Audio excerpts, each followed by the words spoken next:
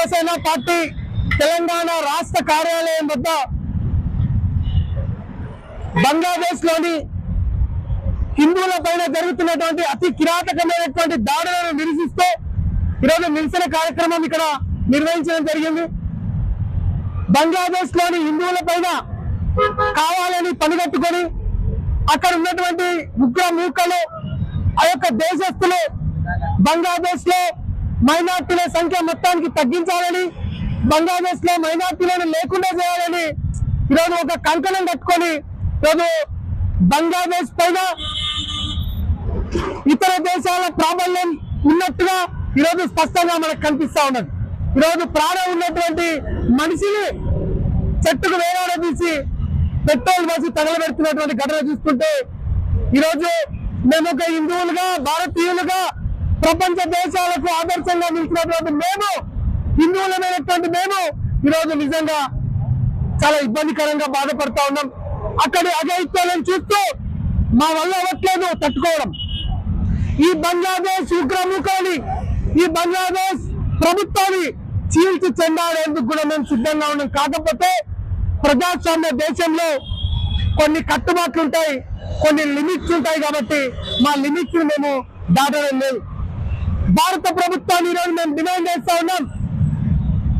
ఈ భారతదేశంలో వెంటనే సిఏఏను అమలు చేసి బంగ్లాదేశ్, ఆఫ్ఘనిస్తాన్, పాకిస్తాన్ లో ఉన్నటువంటి మైనారిటీలు, హిందువులు, బౌద్ధులు, జైనులు, పార్సీలు, సిక్కులను భారతదేశానికి రప్పించాల్సిందిగా ఈరోజు మేము డిమాండ్ చేస్తా ఉన్నాం. ప్రపంచంలో ఎక్కడ హిందువు ఏ దేశంలో ఉన్నా ఆ హిందువుకి ఏదైనా జరిగితే సహాయం కోసం చూసే ఏకైక దేశం నా భారతదేశం. భారతదేశం నా వైపు చూస్తుంది, భారతదేశం నన్ను ఆదుకుంటుంది, నాకు అండగా నిలబడుతుందని ప్రపంచ దేశాల్లో ఉన్నటువంటి హిందువులందరూ కూడా ఈరోజు భావిస్తున్నటువంటి తరుణం. మనం వెంటనే ఈ యొక్క దాడులను ఆపివేయాలి, లేదంటే భారత ప్రభుత్వం జోక్యం చేసుకోవాలని చెప్పి ఈరోజు శివసేన పార్టీ డిమాండ్ చేస్తా ఉన్నది. భారతదేశంలో ఐపీఎల్ ప్రతి సంవత్సరం జరుగుతూ ఉంటుంది. ఈ యొక్క ఐపీఎల్ లో బంగ్లాదేశ్ క్రికెటర్లను తీసుకోవడం జరుగుతూ ఉన్నది. వాళ్ళకు కోట్లాది రూపాయలు ఇస్తూ ఇక్కడ వాళ్ళకు అన్ని రాజభోగాలు అనుభవించే విధంగా బంగ్లాదేశ్ క్రికెటర్లకు ఇక్కడ వాళ్ళకు చేయడం జరుగుతూ ఉంటుంది.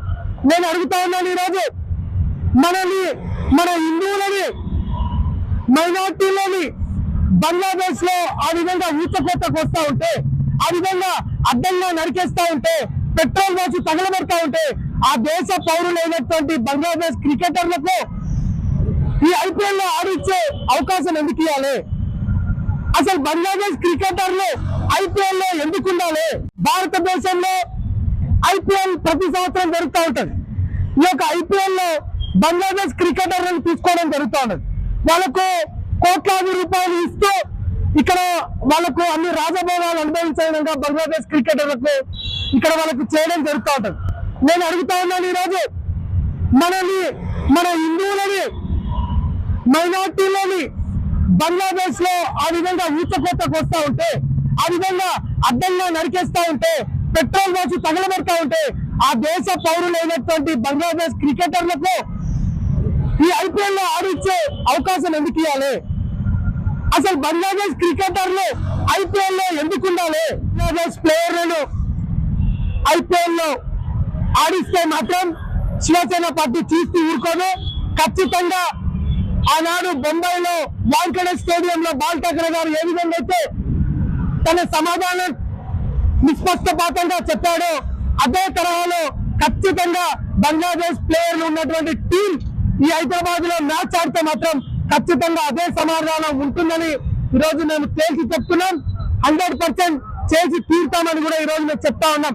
ఎందుకంటే బంగ్లాదేశ్ లో హిందువుల తలను నరికేస్తా ఉంటే నీచాతి నీచంగా, ఘోరాతి ఘోరంగా, అతి హీనంగా హింసను ప్రేరేపిస్తూ నడి రోడ్డు పైన కొట్టుకుంటూ చంపుకుంటూ పోతుంటే ఆ ప్లేయర్స్ తీసుకొచ్చి కోట్ల రూపాయలు ఇస్తాం, వాళ్ళకి రాజభోగాలు ఇస్తాం అంటే మాత్రం ఊరుకునే ప్రసక్తి లేదు.